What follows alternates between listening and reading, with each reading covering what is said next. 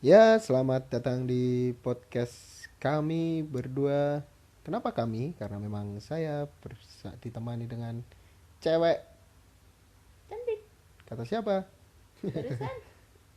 Ya, sebelumnya perkenalan dulu ya. Nama saya Bayu. Nama saya Rani. Ya, ini adalah podcast. Podcast Podcast kesehatan. kesehatan. Teteret teret. Apaan coba? Halai halai. Enggak. Ini memang podcast ini khusus akan membahas tentang dunia kesehatan karena kami berdua ini adalah mahasiswa jurusan farmasi di Farmasi. salah satu universitas swasta di Semarang. Mhm. Ya, memang kalau misal dilihat ya di Indonesia itu masih jarang ada tentang materi-materi dunia kesehatan yang dipaparkan melalui Podcast. media audio terutama podcast ini. Kalau dilihat di SoundCloud itu juga SoundCloud itu juga masih jarang. Bahkan yang saya temui juga belum ada. Ada satu itu juga namanya sih podcast kesehatan. Tapi pas di setel itu semacam kayak rekaman seminar orang yang ngomong-ngomong nggak jelas gitu. Nggak tahu itu tentang kesehatan atau nggak, belum terlalu eh, tak dengerin juga gini ya.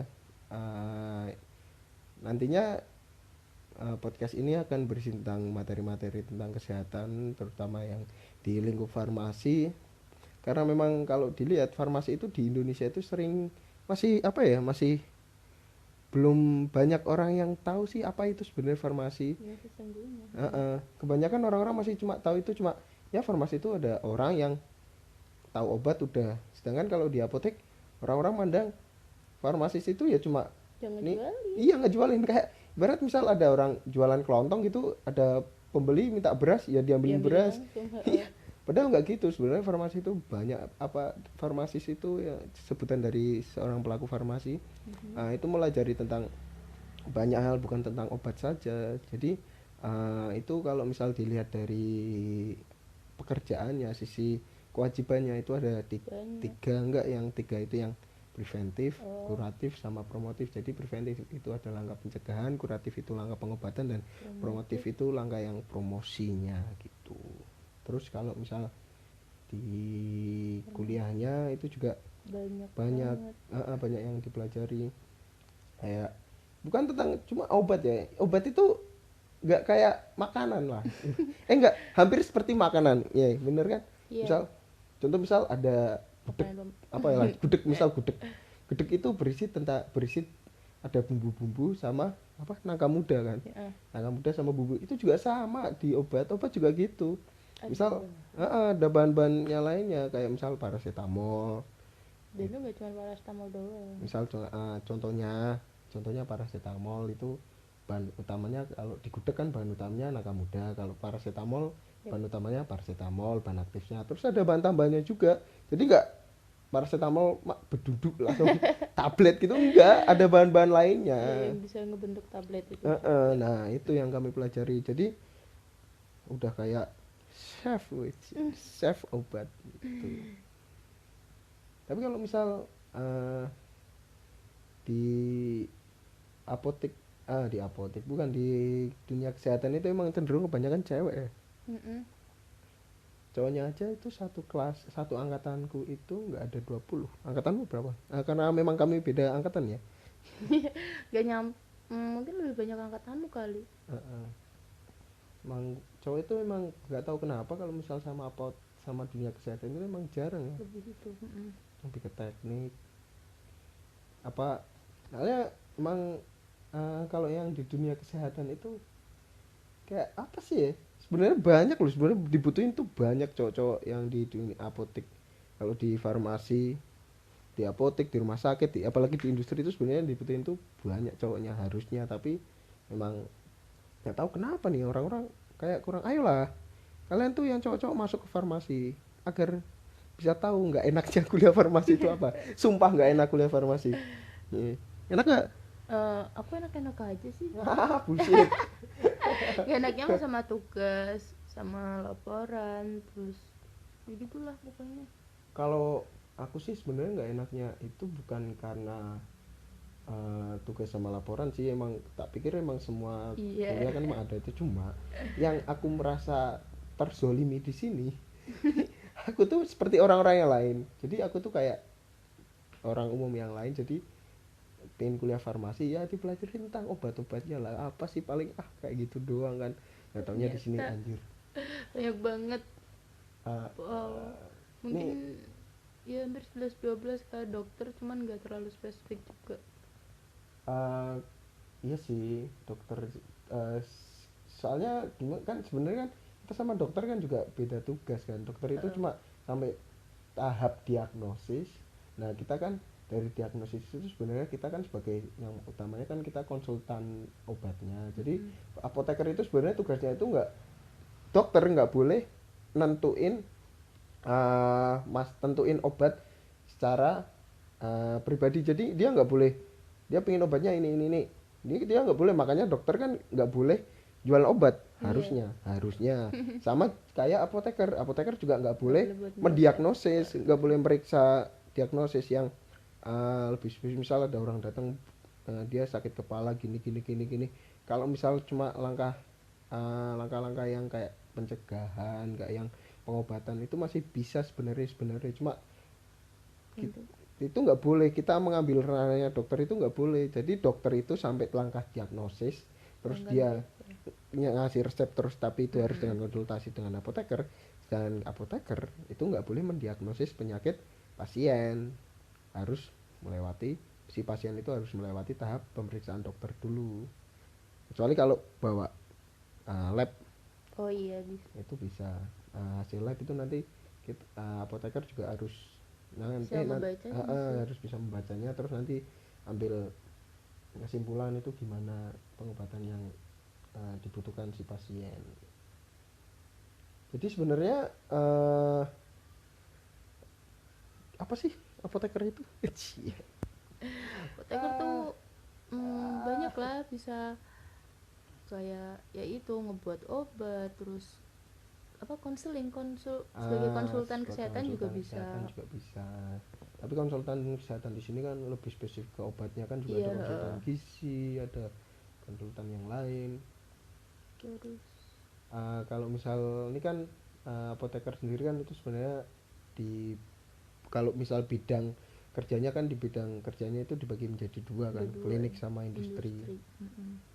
Kalau yang di industri itu, kalau yang di klinik ya kalian semua tahu lah ngapain. Pasti di rumah Pasti di rumah sakit sakit. pasti ada apotek, dia yang ngurusin obat. Tapi nggak cuma Tapi obat aja sih. nah ini faktanya, apoteker itu nggak ngurusin obat sama pasien aja. Iya, kayak apa, alat-alat kesehatan kayak misalnya apa ya, alat-alat Bagian bedah gitu-gitu. gudang. Gudang Jadi gudang obat. kalau yang di klinik itu, apoteker itu kerjanya selain hadapi pasien juga ngurusi bagian di gudang. Jadi penerimaan obat, yang memanajemen obatnya itu juga Mm-mm. harus apoteker, Apoteker. nggak sembarangan orang. Misal si bosnya pengen ngatur itu nggak boleh, emang aturan seperti itu. Nah kalau yang di industri Industri. itu lebih banyak. Ada yang di bagian Penelitian. penelitian ada ya, terus ada Pengawasan di apalah. pengawasan pembuatan R&D. Itu termasuk R&D kan, research and Research and development kan, development. riset penelitian dan pengembangan. Terus ada yang juga yang di QOC. Hmm. Iya, Ya. quality control kan, Mm-mm. yang Oh iya. QOC. Terus dan serunya kemarin aku dapat fakta di salah satu pak, enggak banyak itu sebenarnya, banyak di pabrik-pabrik industri apa obat itu, kalau Mm-mm. yang apoteker daftar ke situ itu pangkatnya udah lumayan loh statusnya. Jadi minimal itu bisa sampai asisten manajer. Jadi Oh, kalau tahap lagi udah jadi manajer. Itu bahkan kemarin ada yang uh, aku dikasih tahu temanku, itu ada yang baru lulus langsung iya. jadi supervisor. Supervisor itu banyak manajer kali ya. Masih di bawah Nah, manajer. itu jadi kalau masuk tuh masih lumayan. Bahkan yang kalau ada satu ada pekerjaannya itu, kalau yang di lingkup farmasi itu ada yang namanya medrep kan. Iya, metrap. Medrep itu sebenarnya tingkat sales. terendah ya kalau misal ya bukan terendah juga sih, dia tuh sales obat, dia kerjanya itu ya promosiin Nawarin obat, obat ke cuma dokter. gajinya itu bahkan ya ada yang namanya tunjangan kegantengan. Iya. Sumpah, aku kemarin dikasih tahu temanku, ada yang namanya tunjangan kegantengan dan itu nggak main-main, itu cuma buat bikin metrap itu sales itu jadi ganteng. Biar menarik. Biar menarik, emang Ya, namanya emang emang. nggak tahu kayaknya namanya tunjangan kegantengan. Oh iya bisa. Ada. Itu ada kakaknya temanku, dia metrap di Kalimantan. Ini sekarang udah pulang, udah punya mobil, udah punya tabungan. Ada juga temennya itu temennya kakak tingkat kita, Mhm. metrap, dia itu lulusan di 3 farmasi. Pulang kampung udah bikin rumah 2. Uh, Jadi jangan main-main sama farmasi kita itu kaya loh. tergantung caranya. Hmm. Enggak, kita itu salah satu apa namanya mantu idaman. Wah, Oh, apa banget sih. gitu aja terus. Juga di farmasi itu gini, aku susahnya kuliah di farmasi emang nggak cuma dipelajari obat toh. Di kampus kami ini mungkin hampir sama, cuma istilahnya beda di kampus lain. Di farmasi itu mempelajari umumnya itu mempelajari 5 bidang. Yang pertama itu ada farmakologi dan toksikologi, itu tentang ilmu pengobatan. Cara prakteknya itu biasanya dengan hewan uji. Hewan uji. Terus ada Teknologi sistem informasi. nah itu yang bikin obat, bikin obat. salep, tablet, Salep, sirup, segala macam-macamnya itu di situ. Obat di situ ada mikrobiologi. Nah ini Lebih ke bakteri seperti bakteri, virus. jamur, virus, itu juga kami harus mempelajari itu.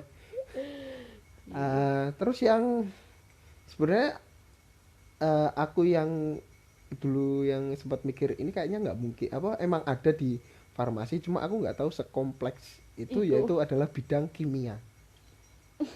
Aku sumpah dulu itu mikirnya farmasi apa sih, masa ada. Mak aku SMA kan dulu kan suka kimia, cuma nggak yakin di farmasi itu kimianya itu bakal kompleks banget ternyata. Hampir 19 sama kimia murni, soalnya banyak kan dosen-dosen kita juga dosen kimia murni, orang kimia murni. Itu juga yang terus yang terakhir ada farmasi sosial itu lebih ke obat juga, tapi yang kaitannya dengan langsung ke pasien langsung ke ya. pasien, jadi mencari data-data di rumah sakit, klinik-klinik kayak gitu. Jadi ada 5 bidang yang kami pelajari, bahkan pengobatan yang kami pelajari juga bukan pengobatan buat obat sintetis, juga buat Obat jamu itu herbal itu juga kami pelajari. Nah mungkin untuk sesi berikutnya nanti kami akan membahas tentang apa itu jamu, bagaimana itu jamu, dan ya serba-serbi jamu lah.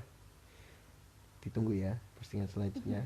Kami tidak menjanjikan itu terrealisasi dengan apa di waktu dekat. Ya terima kasih sudah mau meluangkan waktu dan kuotanya untuk mendengarkan kami. Tapi kami bisa menjanjikan materi yang akan kami berikan nantinya itu berasal dari sumber-sumber yang terpercaya.